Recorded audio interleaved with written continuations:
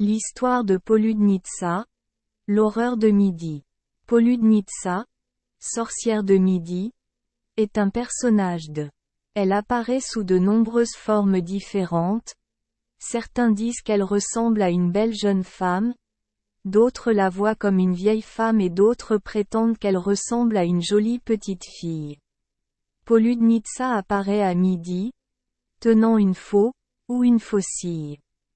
Elle venait parfois discuter avec ceux qui étaient dehors, et s'ils se comportaient mal, Poludnitsa leur infligeait la maladie et même la mort.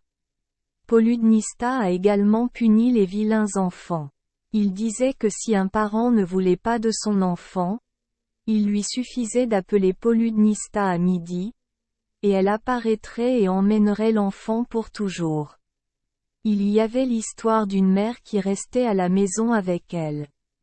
Couchée dans le berceau, l'enfant pleurait constamment, l'empêchant de faire quoi que ce soit. Finalement, la mère lâcha, je préfère laisser Poludnitsa t'emmener. Immédiatement, la sorcière de midi apparut en réponse à l'invocation. La mère a été stupéfaite et s'est précipitée vers elle, serrant fort son enfant dans ses bras pour qu'il ne soit pas emmené. Non, pensa-t-elle, et elle resserra son étreinte, plus fort, plus fort. Cette nuit-là, le mari rentra à la maison. Il a été horrifié de voir sa femme allongée, inconsciente, sur le sol. Le bébé est mort étouffé à cause de l'étreinte paniquée de la mère.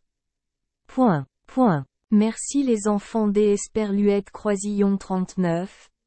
Avoir écouté des contes de fées au jour Esperluette Croisillon 39. 8.